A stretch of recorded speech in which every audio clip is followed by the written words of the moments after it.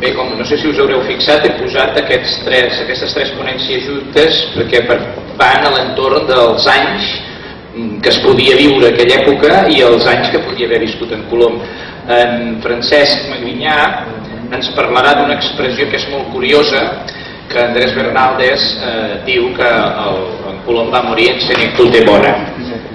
Generalment els entesos, o un cert nombre d'entesos, diuen que en senectute bona vol dir d'una edat avançada, per tant que no es podia morir als 50 anys, però en Francesc, que és un entès en llatí i grec, encara que ell despisti, però no, hi entén, li vaig demanar que furgués entre els textos llatins per veure si apareixia aquesta expressió en personatges que sabien que s'havien mort després dels 80 anys, i ara ell ens dirà el que ha trobat. Us deixo la paraula amb en Francesc Magrinyà, que ens parlarà exactament de l'expressió in senectute bona i l'edat de Colom. Hola, bon dia. Sí, jo parlaré de l'expressió aquesta in senectute bona i l'edat de Colom.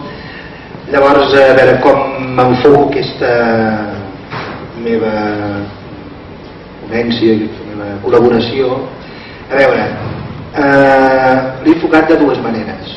És a dir, que veieu aquí, en la part vermell, que diu expressions llatines que indiquen bellesa o avançada edat en llatí. Llavors, clar,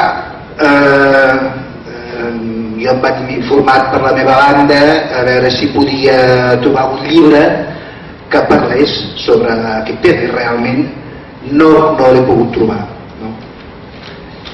I llavors he fet una mica de treball de camp pel meu compte, i llavors què he fet? He buscat biografies de persones famoses, sobretot d'emperadors o generals, i en fi, d'aquests generals alguns que visquessin molts anys. Llavors, a veure, tenim d'un historiador que es diu Corneli Nepot, que va escriure aquest llibre, aquest De Viris Illustribus, és a dir, els homes il·lustres, i va fer una biografia d'un tal Marc Borci Cató, que va viure del 234 abans de Crist fins al 149 abans de Crist, i va morir a l'edat de 85 anys. Llavors,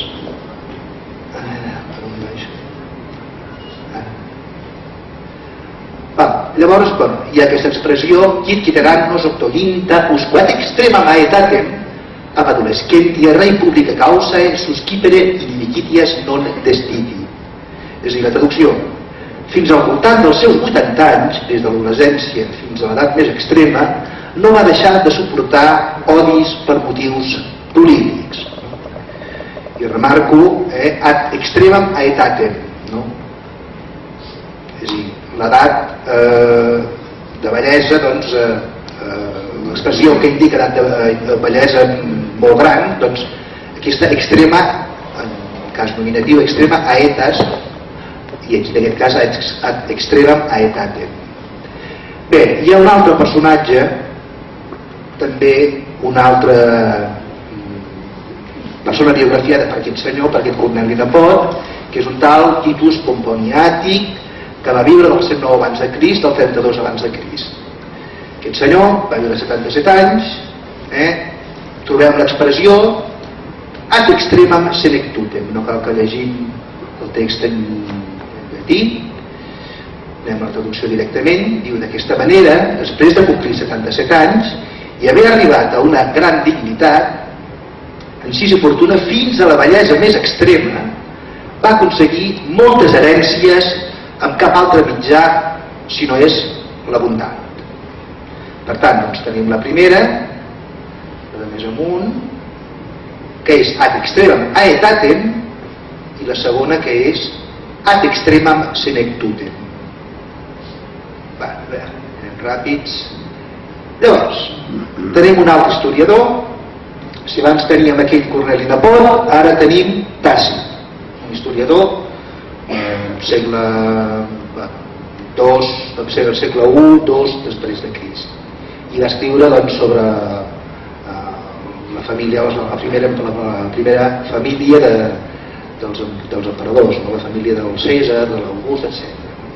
Bé, llavors vaig trobar doncs aquesta expressió que així senyala en llatí, provecta iam senectus. Bé, traduïm-lo directament. August, després d'haver ja arribat malalt a una bellesa avançada i s'acostava al seu final i naixint esperances noves, alguns dissertaven, quan hi havia l'oportunitat, sobre els béns de la llibertat. Molts temien la guerra, altres la desitjaven. És a dir, per tant, tenim tres expressions. Extrema aetas, ho faig en cas nominatiu, extrema senectus i provecta senectus. Extrema aetas vol dir l'últim i darrer tros del camí de la vida. Extrema senectus pràcticament són sinònims, els límits dels límits de la bellesa. I provecta senectus, bellesa molt avançada. Bé, això d'una banda. De l'altra, tenim el significat de què vol dir insenectute bona. Agafem el que em va dir el Jordi, el llibre aquest de Historia de los Reyes Católicos, don Fernando de Isabel, crónica inédita del siglo XV, del Bernard Díez, el cura de los Palacios, que el senyor va fer una mena de biografia dels Reis Catòlics. Llavors, a veure, aquesta obra, pel que jo sé, va estar editada per primera vegada, doncs, si em sembla que el 1856 o una cosa així. És a dir que ni a l'època quan es van editar les cròniques d'Amèrica del segle XVI, del Gómara i companyia, doncs ni aquest senyor no hi era. Oi que no, Jordi? Hi era, però no va publicar. És ben exacte, vull dir, no es va publicar, no es va editar, no? Bé, llavors, diu... he trobat el fragment que posa això, insenectute bona. Diu... és en l'edició d'aquest José María Zamora, tomo 1, 1856, pàgina 334, diu, el qual dicho almirante Cristóbal Colón, de maravillosa, és que jo no vaig trobar aquesta paraula, no sé exactament què, però igual, Haida, de memoria, natural de la provincia de Milán, estando en Valladolid el año 1506, en el mes de mayo murió insenectute bona, inventor de las Indias, de edad de 70 años, poco más o poco menos. Poco más o menos. Bueno, a veure, primer, aquí sobta trobar-se en un text en castellà una frase en llatí. Però el que és molt curiós és que, no sé si en aquest mateix llibre de José María Zamora, és a dir, l'edició de José María Zamora, a la pàgina següent, 335, parla del maestrazgo de Santiago. Y diu, murió muy honrado caballero y muy leal a la corona el maestre de Santiago, don Alfonso de Cárdenas, de la villa de Llerena, de su muerte natural, en el mes de julio, insenectute bona, de 70 años, o poco menos o más. ¿No? Pràcticament és el mateix, no? A dalt diu poco más o menos i ara diu de 70 anys o poco menos o más, no? Una cosa molt estranya. Llavors, per tant, això crida l'atenció que només una pàgina després de ser registrada la mort d'en Colom es registri la mort d'un altre personatge amb gairebé els mateixos termes de 70 anys poco menos o más, o más o menos o menos o más. Torna a ser emprada l'expressió insenectute bona, en llatí. Llavors jo pregunto, per què aquests dos textos són pràcticament calcats i molt a prop l'un de l'altre i usen l'expressió insenectute bona? Bueno, per què? Jo, a veure, buscant per internet, al final vaig acabar deduint que aquesta expressió insenectute bona és una expressió sortida de la Bíblia, de l'Antic Testament. Tenim aquí el llibre del Gènesi, 15:15, que Déu parla a Abraham, no? I li diu: tu aute vivis et patres tuos in pacis sepultus in senectute bona, traducció, tu moriràs en pau i et reuniràs amb els teus pares i t'enterraran després d'una vellesa feliç. És a dir, que in senectute bona vol dir en una vellesa feliç. Més exemples? Sí, acabo. Més exemples. Aquí hi ha un altre exemple. Va morir, aquest també és important, in senectute bona, provecta equa etatis, et plenus dierum, etc. Va morir carregat d'anys. Aquest carregat d'anys seria el provecta que ja havíem vist abans, després d'una vellesa feliç. Per tant, doncs, Abraham va morir, segons la Bíblia, als 175 anys d'edat. 175 anys. I diu in senectute bona. La traducció del carregat d'anys català és en llatí provecta etatis. S'usa el mateix adjectiu que descriu l'edat de l'emperador August quan és a punt de morir. Les expressions in senectute bona i plenus dierum es troben, etc. Això deixa de costar. Anem més endavant. Altres exemples de la Bíblia: Gedeon filius Joas mortus est in senectute bona. Llavors també un text també d'aquest doctor Matías Terrata, que agafa també un fragment de la Bíblia d'un grec sobre que parla del rei David, no? I llavors fixeu-vos que diu, ho tradueix: murió David en una santa vejez. És a dir, que pot ser en una bona bellesa, morir en una bona bellesa, o morir en una santa bellesa.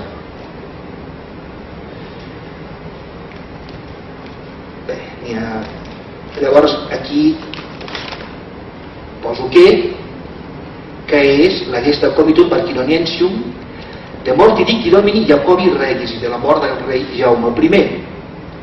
Aquest noble rei Jaume va perseguir sense parar els enemics de la fe cristiana d'ençà de la seva joventut fins al terme de la seva vida. Era amador de Déu i dels seus, agraït amb tothom. Atacat en la seva santa bellesa per una molèstia corporal, va traspassar la diadema del rei, el sceptre i l'espasa al seu il·lustre fill Pere. In senectute bona. En Jaume I va morir a l'edat de 68 anys. Llavors, aquí no ho he posat, seria molt llarg. Per internet es troba moltíssim. Si poseu in senectute bona, doncs al Google trobareu, a part de la Bíblia, moltes altres pàgines que tenen aquesta expressió. I la majoria d'elles més o menys van reproduint la fórmula aquesta in senectute bona amb alguna variant, de manera que ha esdevingut una fórmula. La fórmula, per dir, aquest home, aquest senyor va morir en calma, amb la pau amb Déu, i és agafada de la Bíblia. Les conclusions que arribo. Primera, l'expressió in senectute bona vol dir viure en una bellesa feliç o santa. No indica, per tant, el grau de bellesa. És a dir, si ets molt vell o ets poc vell o ets mig vell o vell en extrem. In senectute bona és una expressió extreta de la Bíblia en llatí, o vulgata, i té sobretot un sentit religiós. Aquest complement va acabar per esdevenir una fórmula per indicar que una personalitat ja traspassada va tenir una bellesa mercès a la qual el baró en qüestió s'havia reconciliat amb Déu. L'esmentada reforma bíblica es troba, tercera conclusió, en moltes cròniques escrites entre el segle V després de Crist i fins al segle XVII després de Crist, més o menys. Per tant, l'expressió in senectute bona que trobem en l'obra del cura de los Palacios no serveix per fer-nos una idea de l'edat real d'en Colom. Tal vegada l'autor o el censor no volen que sapiguem l'edat real en què Colom va traspassar. Aventuro. Cinquena conclusió. Trobo com a mínim sospitós que el cura de los Palacios repeteixi en dues planes seguides no només les paraules in senectute bona, sinó també la manera tan vaga d'expressar l'edat en la qual va morir Colom i la del mestre de Santiago. De 70 años, poco más o menos, para Colom, y de 70 años, poco menos o más, però el mestre Santiago. És que l'autor o el censor no vol que oblidem la seva versió de la mort d'en Colom? I acabo. El Cura de los Palacios diu que el maestro Santiago va morir de su muerte natural. En canvi, pel que fa en Colom, no diu res d'això. Se'n pot inferir, per tant, que en Colom no va morir de forma natural? És el que es pot deduir de l'expressió. Només era això. Ja està.